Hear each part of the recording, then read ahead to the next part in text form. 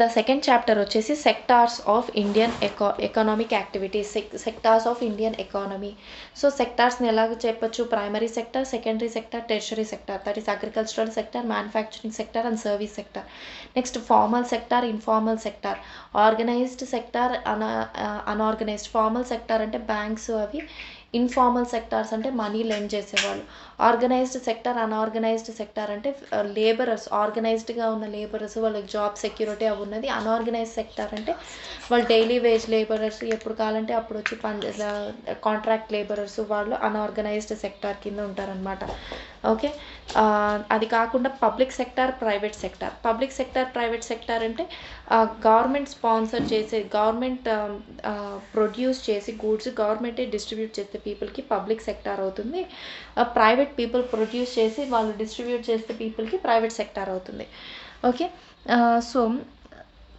so you will see, let us look at these pictures. You will find that people are engaged in various economic activities.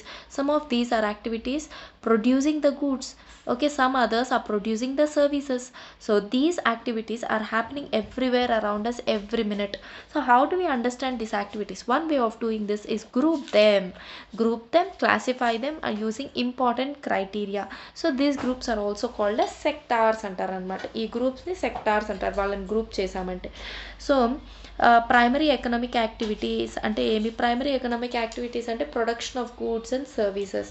Okay, service economy. Primary economic activity అంటే production of goods and సర్వీసెస్ని ఒక economic activity అంటాం. Okay, there are many activities that are undertaken by directly using the natural resources. Natural resourcesని like agriculture, forestry, fisheries, poultries, animal husbandry, mining, quarrying. So వీటిని use చేసి ప్రోడక్ట్స్ని produce చేసేదాన్ని. Okay, using these the activities which use the natural resources, which use the natural resources as inputs and produce the output is called as primary activities. For the growth of a cotton plant, we depend mainly but not entirely, we depend on natural factors, like we depend on rainfall, sunshine, climate. So the product of this activity, that is cotton అనేది, it is a natural product. Similarly, in case of activity like dairy, we are dependent on the biological process of the animals and availability of fodder, etc. The product here, milk, is also a natural product. Similarly, minerals and ores are also natural products. When we produce a good by exploiting the natural resources, so very very important, when we produce a good by exploiting the natural resources, then it is an activity of the primary sector. Why primary? This is because it forms the base for all the other products that we subsequently make. Because primary అని ఎందుకు అంటున్నామంటే, this will form the base of all the others, of all the products, of all the other products that we subsequently make. So since most of the natural products we get are from agriculture, dairy, fishing, forestry, so this sector is also called as agriculture and related sectors, or agriculture and allied sectors అంటాం అనమాట primary sector. Okay, next secondary sector covers activities in which, okay, secondary sector covers the activities in which natural products are changed into other forms through ways of manufacturing. Okay, natural products are changed into other forms through ways of manufacturing that we associate with the industrial activity. Okay, so it is the next step after the primary activity. So the product is not produced by nature but has to be made, and therefore, okay, ఇది output product అనేది నేచర్తో రావట్లే, it is made in the industries, manufactured in the industries, and therefore some process of manufacturing అనేది it is essential. This could be in a factory or in a workshop or at a home also. For example, using cotton fibre from the plant, we make spin yarns and we weave the cloth. So using the sugarcane as a raw material, we make sugar, okay, or jaggery. So we convert earth into bricks and use bricks to make houses and buildings. Since this sector Gradually, since this sector gradually became associated with different kinds of industries, this came to be known as industrial sector. Different kinds of industries to associate and then what industrial sector. After primary and secondary sector, there is a third category of activities that falls under the tertiary sector and is different from the above two. Okay, so these are the activities that help in the development of the primary and secondary sectors. They are called as tertiary sectors. The activities that help in the development of the primary and secondary sectors are called as tertiary sectors. So these activities by themselves do not produce a good, but they are just providing an aid or a support for the production process. They are providing an aid or support for the production process of the goods and matter. For example, goods that are produced in a primary and secondary sector would need to be transported by the trucks. అంతే కదా, it would need to be transported by the trucks or the trains, and then it is to be sold in the wholesale or retail shop. So at times it may be necessary to store them in the godowns. Okay, so we also need to talk to the others over the telephone or to send letters. Okay, so టెలిఫోన్లో మాట్లాడాలి, వాళ్ళకి letters పంపించాలి, దీని గురించి communication telephone. Okay, borrow money from the banks. Okay, దానికి capital investment చేయడానికి transport, communication, storage, banking, all these come under the tertiary sectors. Since these activities generate the services rather than goods, okay, these activities అనేది they are producing or they are generating the services rather than goods. These are called as tertiary sector or the service sector. Service sector also includes some essential services that are not directly helping in the production of goods. అవి ఏంటంటే it's a direct some above banking, communication, transport, even they directly help in the production and the sale of goods. So some other service sectors ఉన్నాయి which are not directly helping in the production of goods. అవేమంటే we require teachers, doctors, engineers, and those who provide personal services like plumbers, barbers, washermen, painters, lawyers, cobblers, and people to do administration and accounting works. So in recent times, certain new services based on information technology such as internet, software engineers, okay, new services based on information technology such as internet cave, ATM booths, call centers, software companies, etc., they have become very very important. So economic activities though are grouped into three different categories, they are highly interdependent. Okay, they are very highly interdependent on each other. Very very very important ఇది గుర్తుపెట్టుకోవాలి. Then comparing the three sectors. So we are going to compare the three sectors. How do we count the various goods and services and know the total production in each sector? ఒక్కొక్క సెక్టార్లో ఎంతో కొంత production జరుగుతుంది, దాన్ని ఎలా count చేస్తామంటున్నారు. With so many thousands of goods and services produced, you might think this is an impossible task. Not only would the task be enormous, you would also wonder how we can add up the cars, computers, nails and furniture. It won't make sense. You are right in thinking so. To get around this problem, economists suggested that the values of the goods and services should be used rather than adding up the actual numbers. For example, if 10,000 kilos of wheat is sold at 8 rupees per kilo, the value of wheat would be 80,000. The value of 5,000 coconuts at 10 rupees per coconut will be 50,000. Similarly, the value of goods and services in the three sectors are not calculated, are calculated. The value of goods and services in the three sectors are calculated and then added up. Okay, remember there is one precaution one has to take. Not every good and service that is produced and sold needs to be counted. It makes sense only to include the final goods and services.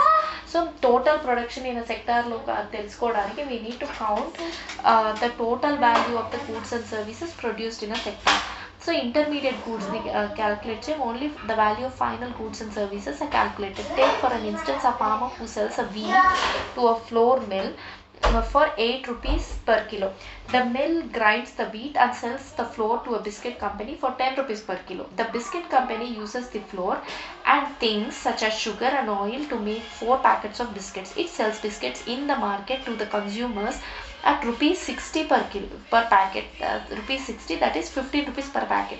So biscuits are the final goods, that is the goods that reach the customers. Why are only final goods and services counted? In contrast to the final goods, goods such as wheat and wheat flour is an example of the intermediate goods. Intermediate goods are used up in producing the final goods and services. Okay. Intermediate goods are used up while producing the final goods and services. The value of final goods already includes the value of all the intermediate goods that are used in making the final goods. Okay, hence the value of rupees 60 for the biscuits already includes the value of the flour rupees 10. Okay, similarly the value of all the other intermediate goods would have been included in it. So to count the value of the flour and wheat separately is therefore not the correct, because then you would be counting the value of the same things a number of times, first as a wheat and then as a flour and finally as biscuits. So the value of the final goods and the services produced in each sector during a particular year provides the total production of the sector in that year, and the sum of the production in the 3 sectors gives us the what is called as gross domestic product in the country. So it is the value of all the final goods and services produced within a country during a particular year. So GDP shows how big the country's economy is. Okay, in India it is a mammoth task of measuring the GDP is undertaken by the central government ministry. So this ministry, with the help of various governmental departments of all the Indian states and union territories, collects the information relating to the total volume of goods and services and their prices, and then it estimates the GDP. Historical change in the sectors. Generally, it has been noted from the histories of many now developed countries that at the initial stages of development, the primary sector was the most important sector of economic activity. As the method of farming changed and the agriculture sector became to prosper, it produced much more food than before. Okay, so many people could now take up other activities. So there were increasing number of craft persons and traders. Okay, buying and selling activities increased many times. So besides, there were also transporters, administrators, army, etc. However, at this stage, most of the people, most of the goods produced were natural products from the primary sector, and most people were also employed in the primary sector. Over a long time, more than hundreds of years, and especially because of new methods of manufacturing were introduced, the industrial revolution in the Europe, because of the new methods of manufacturing introduced, factories came up and started expanding. So those people who had earlier worked on farms now began to work in the factories in large numbers. They were forced to do so, as you read in the history chapters. People began to use more and more goods. They were produced in the factories at cheaper rates. Okay, people began to use many more goods that were produced in the factories at the cheaper rates. Okay, so secondary sector became and gradually became the most important in the total production of the goods and in the employment law. So hence, over a time, shift had taken place from the primary sector to secondary sector. So this means that the importance of the sectors had changed. In the past 100 years, there has been a further shift from the secondary to the tertiary sectors in the developed countries. The service sector has become the most important in terms of total production and contribution to the GDP. ఇదే ఎక్కువ ఉంది the service sector. Most of the working people are also employed in the service sector. So work చేసే people అందరూ కూడా maximum service సెక్టార్లో ఉన్నారంటున్నారు. So this the general pattern observed in the developed countries. So what is the total production in the 3 sectors in India, and over the years has there been changes in the employment pattern observed for the developed countries? We shall see in the next section. So primary, secondary and tertiary sectors in India. So rising importance of tertiary sector in the production. Okay, over the 40 years between 1973-74 to 2013-14, okay, ఈ 40 years లో, while production in all the 3 sectors has increased, it has increased the most in the tertiary sector. As a result, in the year 2013-14, the tertiary sector has emerged as the largest producing sector in India, replacing the primary sector. largest 2013-14 it emerged as largest in 40 years the largest producing sector in India. Okay, first in the country several services, okay, such as hospitals kani, educational institutions, post and telegraph services, police stations, courts, village administrative offices, municipal corporations, defense, transport, banks, insurance companies, all these services have become the basic services. Okay, in a developing country the government has to take the responsibility for provision of all these basic services to the people. So first point adi. So these are the reasons why the tertiary sector is increasing. So ఇవన్నీ tertiary sector provide చేసే services అని basic services అయిపోయాయి పీపుల్కి, basic necessities అయ్యాయి. So government provide చేస్తుంది. So దానివల్ల దీంతో growth ఎక్కువ ఉంది, ఎంప్లాయ్మెంట్ క్రియేషన్ ఎక్కువ ఉంది, సాలరీస్ ఎక్కువ ఉంది. సెకండ్ వచ్చి the development of agriculture and industry also led to the development of the services such as transport, trade, storage and the like we have already seen. So greater the development in the primary and secondary sectors, more would be the demand for such services, tertiary sector services. Third reason ఎందుకంటే as the income levels of the people has risen, certain sections of the people started demanding more and more services like eating outside in restaurants, tourism, shopping, private hospitals, private schools, professional training, etc. So you can see this change quite sharply in cities, especially in big cities. దీని వల్ల కూడా tertiary sector increase అయింది. Next, fourth, over the past decade, that is 10 years గా certain new services such as the services based on information and communication technology have become more important and essential. The production of these services has been production of internet services like call centers. ఇవన్నీ చెప్పాను కదా ఇందాక, వాళ్ళు అనేది ఎక్కువగా produce చేస్తున్నారు కాబట్టి దానివల్ల కూడా new services, so that is the production of these services has been rapidly rising. So however you must remember that not all service sector is growing equally well. So మన ఇండియాలో ఏంటంటే ఓన్లీ ఎవరైతే internet పై dependent software workers వాళ్ళు ఎవరైతే ఉన్నారో who are employed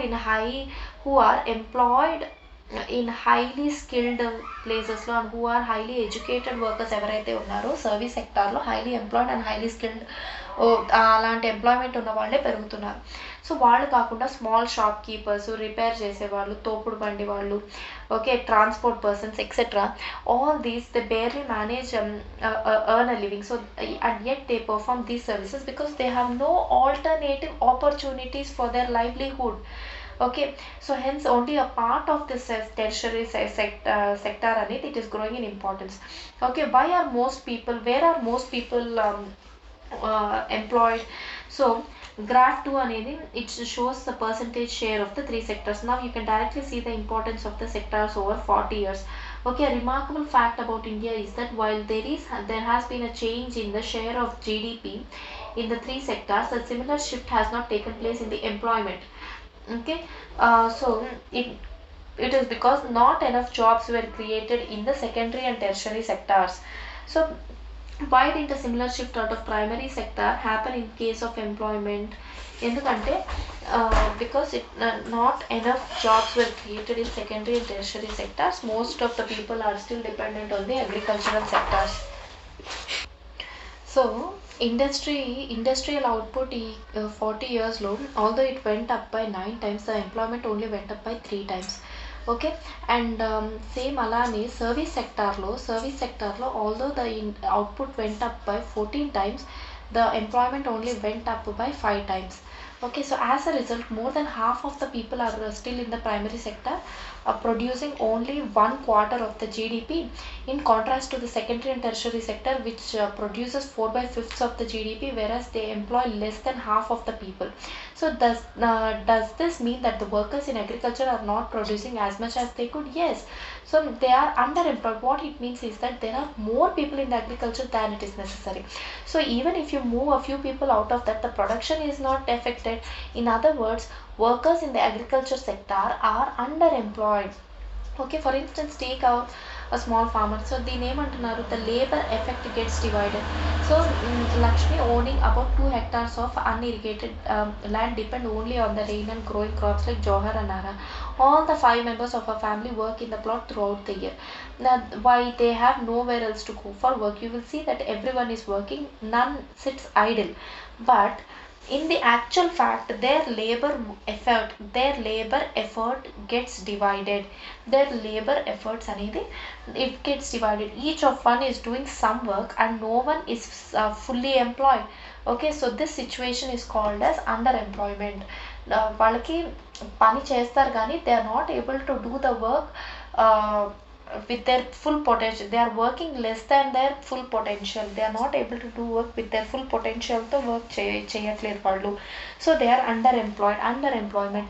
So this kind of underemployment is hidden in contrast to someone who does not have a job and he is clearly visible as unemployed.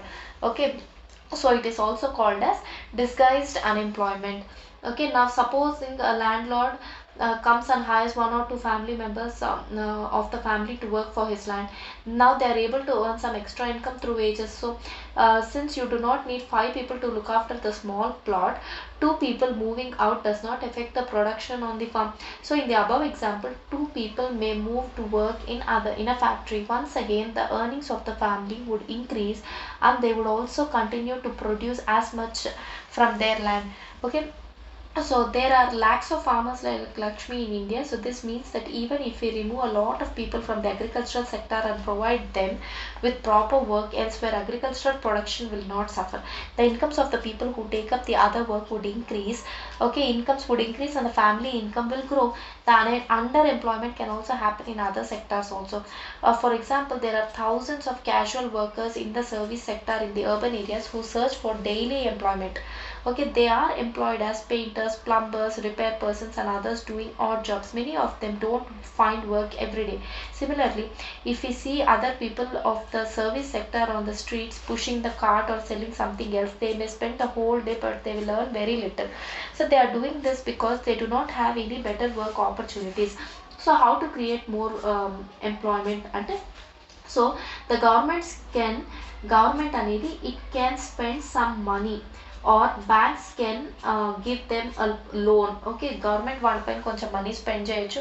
Banks if loan ఇచ్చారనుకో to construct a well for Lakshmi లాంటి farmer కదా, to construct a well for her family to irrigate the land, then she will have much output and output ఎక్కువ ఉంటుంది. Government subsidies ఇచ్చింది అనుకో, seeds fertiliser subsidies ఇస్తే తన output పెరుగుతుంది. దానివల్ల her income will grow and employment also will grow. Okay, ఇంకోటి ఏమంటే and two more members can be employed in her field. Now suppose new dam is constructed and the canals are dug. So ఇదంతా government చేయాల్సిన work. If dams are constructed, canals are dug to irrigate many such farms, then this could lead for a lot of employment generation within the agricultural sector itself, reducing the problem of underemployment. Okay, next second point వచ్చేసి, now suppose Lakshmi and other farmers produce more than before, they would also need to sell some of this. Okay, for this they may be required to transport their products to a nearby town. So if government invests some money in the transportation and the storage of the crops, okay, government మంచి roads కట్టించి infrastructure build చేసి storage కానీ పెంచిందనుకో, so అలాంటప్పుడు it will make better rural roads and mini trucks are there. So mini trucks will be there. అదొక employment generation, reach everywhere. ఇప్పుడు ఆంధ్రాలో ఎస్సీస్కి mini trucks ఇస్తున్నారు అనుకుంటే, ట్రైబల్ పీపుల్కి మినీ ట్రక్స్ ఇస్తున్నారు. సో అలా గవర్నమెంట్ మినీ ట్రక్స్ ఇచ్చింది అనుకో, వాళ్ళకి ఎంప్లాయ్మెంట్ జనరేట్ అవుతుంది. Who will now have access to water, can continue to grow the crops and sell the crops. So this activity can provide productive employment. ఇందాకేమన్నా under employment and disguised unemployment అన్నామా. Under employment నుంచి ఇది productive employment వస్తుంది. To not just farmers but also to others such as those in services like the transport and trade. And then Lakshmi's need is not only confined to water alone.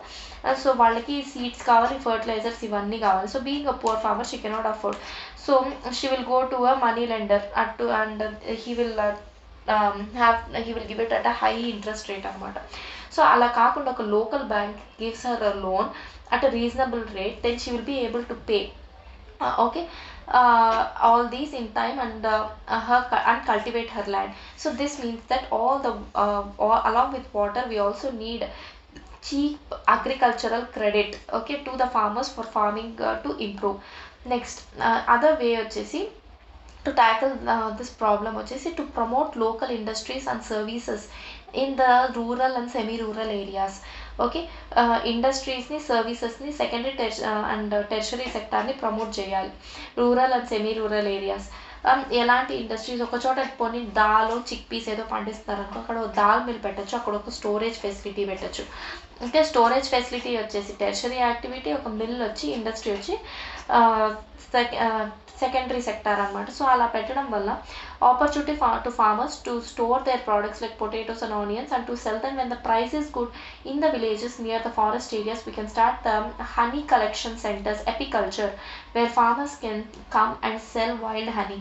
It is also possible to set up the industries and process the vegetables and agricultural food processing industries పెట్టచ్చు అనమాట semi rural industries lo. So do you know that in India about 60% of the population is between 5 years and 29 years, and among this population only 51% are attending the educational institutions, so the rest are not.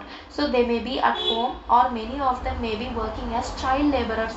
So if these children attend the schools, so appudu we will require more number of buildings. Appudu kattadanik manusulu kavali, employment generate avutundi. We will need more number of teachers and other staff, so employment generate avutundi. So వీళ్ళందరూ చదువుకున్నారంటే education వల్ల employment create అవుతుంది. So a study conducted by the erstwhile planning commission, now known as Niti Aayog, estimates that 20 lakh jobs can be created in the educational sector alone. 20 lakh jobs can be created in educational sector alone. Similarly, if we improve the health situation, so we will need many more doctors, nurses and other health workers etc. to work in the rural areas. So these are some ways by which jobs would be created, and we would also be able to address the important issues of development talked in first chapter. So every state or region has potential for increasing the income and employment for the people in that area. So it could be tourism. So tourism improve చేసుకున్నాం అనుకో, or regional craft industries ఏదైనా improve చేసుకున్నాం, తోలు బొమ్మలు అవి ఏదైనా improve చేసుకున్నాం అనుకో, or new services like IT, Hyderabad అందుకే ఐటీకే ఫేమస్ అయింది. సో ఇలాంటివి ఇంప్రూవ్ చేసుకున్నామంటే ఫస్ట్ దాంతో tourism, craft industries, ITs improve చేసుకున్నాం అనుకో, దానివల్ల you will have more income వస్తుంది, ఎంప్లాయ్మెంట్ ఫర్ ద పీపుల్ అక్కడ క్రియేట్ అవుతుంది. Okay, so some of these would require proper planning and support from the government. For example, the same study by the planning commission says that if tourism as a sector is improved, every year we can get additional employment to more than 35 lakh people. So దీని వల్ల 35 lakh people కి additional jobs వస్తుందన్నమాట. So we must realize that some of the suggestions discussed above would take a long time to implement. For the short term, we need some quick measures.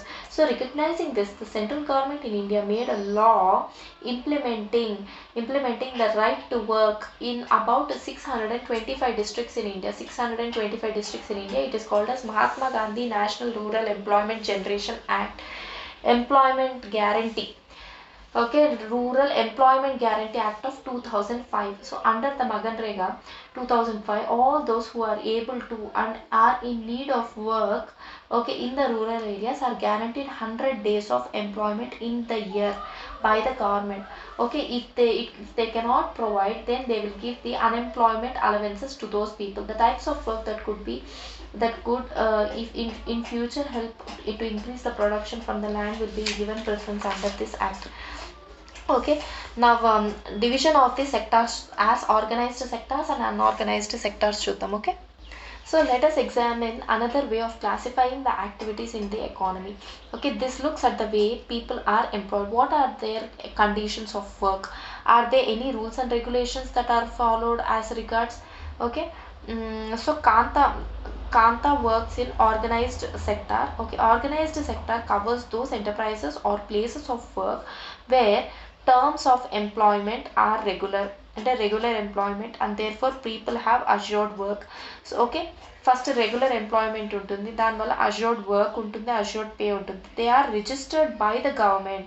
Okay, this organized sector people అనేది the companies are registered by the government. So people also are registered under the government, and they have to follow the rules and regulations which are given in various laws such as the Factories Act, Minimum Wages Act, Payment and Gratuity Act, Shops and Establishments Act. So it is called organized because it has some formal processes and procedures.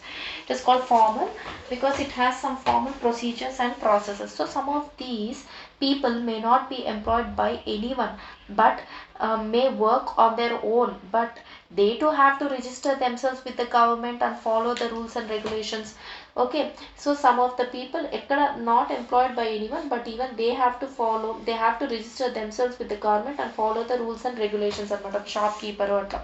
So workers in the organized sector enjoy the security of employment. ఇందాక ఏం చెప్పాం first వచ్చి they terms of employment. Okay, terms of employment follow అవ్వాలి కాబట్టి regular work ఉంటుంది, assured pay ఉంటుంది.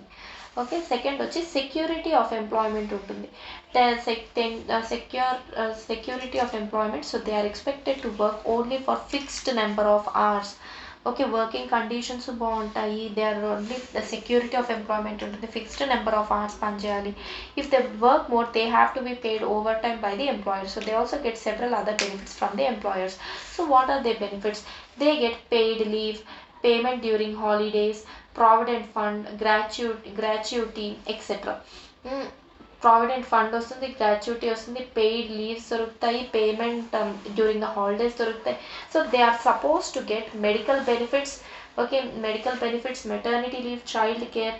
So all these medical benefits under the certain laws. Okay, the factory manager వాళ్ళకి laws ఉన్నాయి, సో దాని ప్రకారంగా వాళ్ళకి ఇవ్వాలి వర్కింగ్ పీపుల్కి. The factory manager has to ensure the facilities like drinking water facilities, safe working environment. So while they retire, the workers will get pensions also. So ఇది organised సెక్టార్లోని features అన్నమాట. ఏవేవి? First regular work, assured pay ఉంటుంది. Okay, they are registered under the government కాబట్టి వాళ్ళు rules and regulations follow అవుతారు. ఆ rules and regulations ఏంటి? సెక్యూరిటీ ఆఫ్ ఎంప్లాయ్మెంట్ ఉంటుంది, overtime, fixed number of working hours ఉంటాయి, ఎక్స్ట్రా వర్కింగ్ అవర్స్ ఉంటే overtime pay చేస్తారు, పెయిడ్ లీవ్స్ ఉంటాయి, పేమెంట్ డ్యూరింగ్ ద హాలిడేస్ ఉంటుంది, provident funds, pensions, gratuities, medical benefits provide చేస్తారు under the loss. వాళ్ళకి factory manager safe drinking water and safe working conditions provide చేస్తారు. So ఇవన్నీ organise సెక్టార్లో ఉంటాయి. Unorganised సెక్టార్లో ఏముంటాయి? Unorganised sector is characterised by small and scattered units. చిన్న shop ఉంటుంది, ఆ షాప్లో పనిచేసే అతను ఉంటారు, వీధి చివర కొట్టు, ఆ కొట్టులో అతనికి అది అన్ఆర్గనైజ్ సెక్టార్లో పనిచేసేది కదా. సో అలాంటి వాళ్ళకి అందరికీ ఈ కోవిడ్ టైంలో పోయింది. So unorganised sector is characterised by small and scattered units ఉంటాయి, which are largely outside the control of the government. They are outside the control of the government. So there are rules and regulations. వాళ్ళకు rules and regulations ఉన్నాయి, okay, but వాళ్ళు follow అవ్వరు అనమాట. But they are not followed, rules and regulations not followed. Jobs here are very much low paid. Okay, వీళ్ళకి ఏమంటే ఇక్కడ organise సెక్టార్లో minimum wages act అనేది ఉంది. సో వాళ్ళ పనికి ఇంత మినిమం వేజ్ అనేది ఉంటుంది, low paid, and the jobs are not regular, salaries are not regular, there is no provision of overtime, paid leaves. So ఇవన్నీ వీళ్ళకి లేదనమాట. When there is less work, such as during some seasons, some people may ask them to leave. So job security ledu. Okay, it all depends upon the whims and fancies of the employer. So this sector includes a large number of people who are employed on their own doing small jobs such as selling. ఎక్కువ ఎవరు ఉంటారంటే selling on the streets. Mostly ఎవరు ఉంటారంటే self employed పీపులే ఉంటారంట unorganised సెక్టార్లో. Okay, doing repair work, cobblers, similarly farmers who work on their own, and hire చేసుకున్న labourers, migrant labourers, construction workers, casual labourers, వీళ్ళందరూ అన్ఆర్గనైజ్డ్ సెక్టార్ వాళ్ళే. How to protect the workers in the unorganised sector? The organised sector offers jobs that are the most sought after, but the employment opportunities in the organized sector have been expanding very slowly.